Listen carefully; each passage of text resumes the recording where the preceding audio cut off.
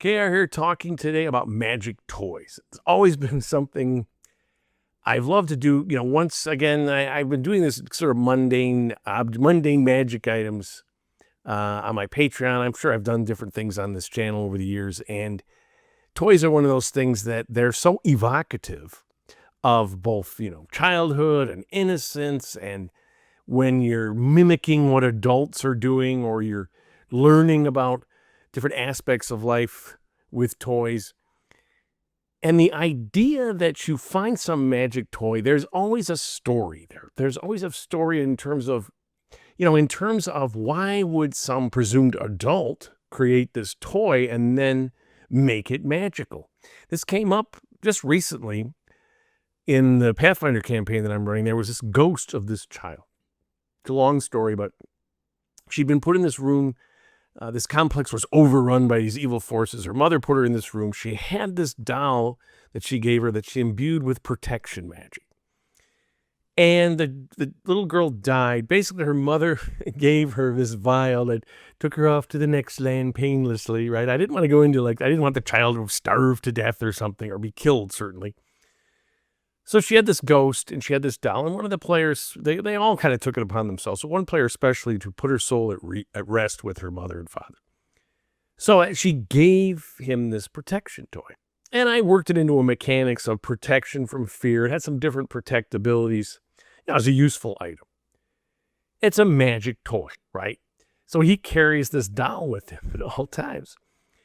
And I think when we think about the purpose, I guess I could say purpose that toys, serve in real life, we can then translate those to magical effects. So, for example, a doll is comfort, or a stuffed animal, or many toys children have, they hold on to them if you're scared at night, or you just have this doll here and you carry it, or you see them carrying them around. Sometimes a child will like that because especially in a large family where they see mom with babies and stuff, where they know that they were a baby. So again, they're simulating behavior, but the comfort factor, that was the doll that I used for this magic doll in this tomb with the child ghost. So if you're going to have a magic comfort toy, you can have things like, as I had, protection from fear, right? Scared of the dark, that's the classic.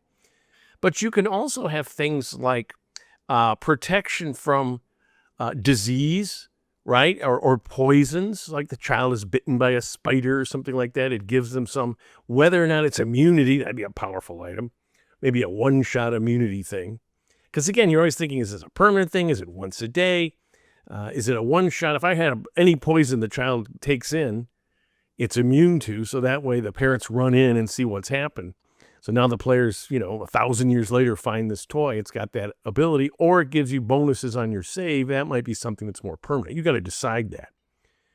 But you see where I'm going. Or a curing of a sickness, protection from that.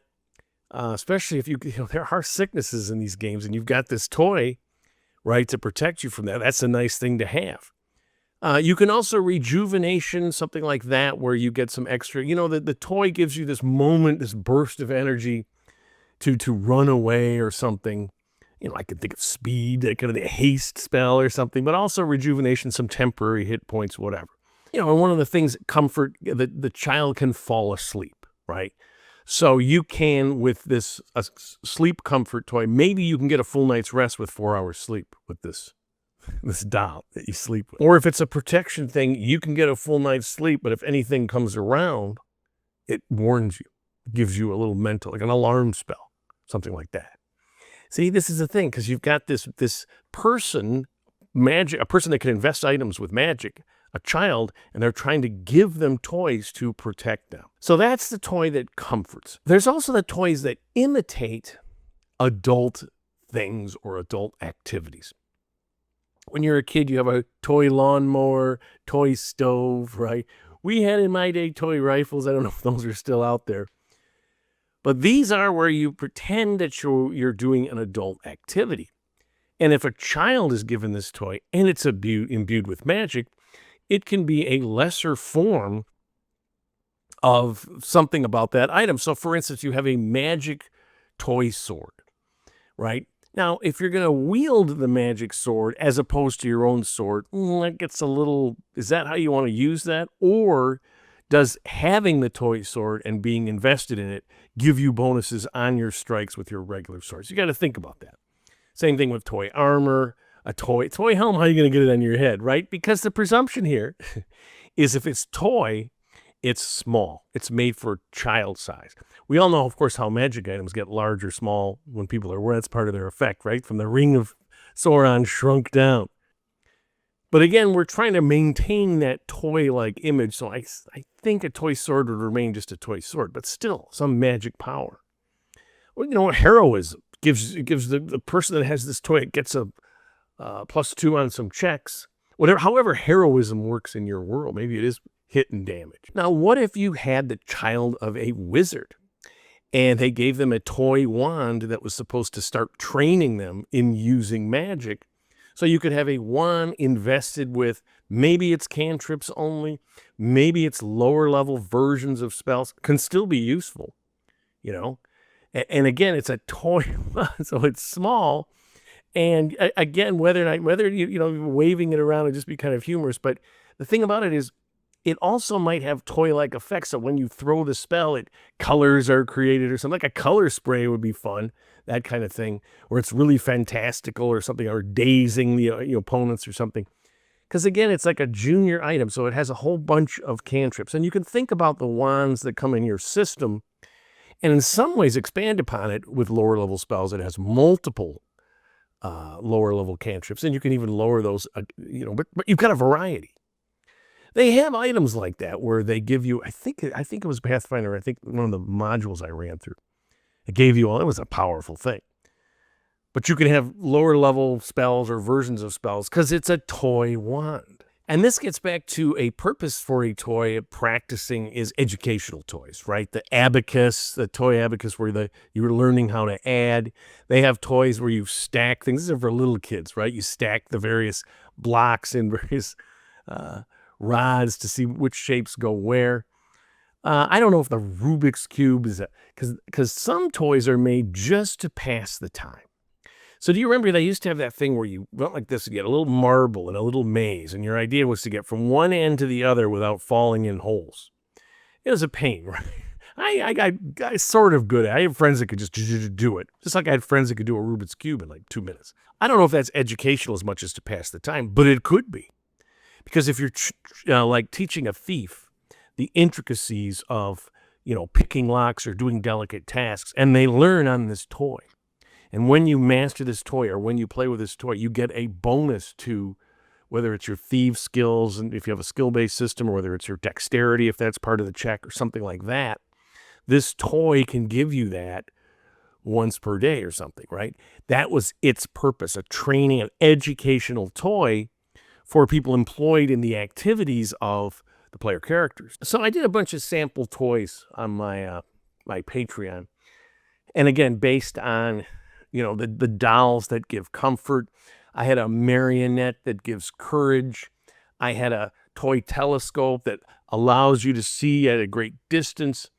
Everything was kind of based on what we think about either its use or how the toy would be played with by kids. And along the lines of the protection thing, if you have a toy dinosaur and it's magic, what's going to happen when you activate that toy? Is it going to create a dinosaur as big as one in real life? Is it going to create a small dinosaur? I had a thing where the dinosaur gave out a roar. Was it a toy dragon? Well, either way, it gave out a roar that did sonic damage. Again, the child is protected because the parent hears the roar. What's going on? Runs the way to the child is, and the dragon does damage. So it can be really useful. And you can certainly have one that's the real size of a T-Rex. That's a powerful toy, But again, it's something, if it's this big and you just put it in your pocket, it's sort of like the the ebony fly or one of these things. You pull that baby out and throw it down as an action, and now you got a T-Rex. That's pretty nice. But typically toys are going to, as I say, have a reduced sort of, we don't think of them necessarily as something that powerful, but they could be. Another toy that I had was a spinning top that gave off light. And it was like a light spell. and it lasted for a certain number of rounds.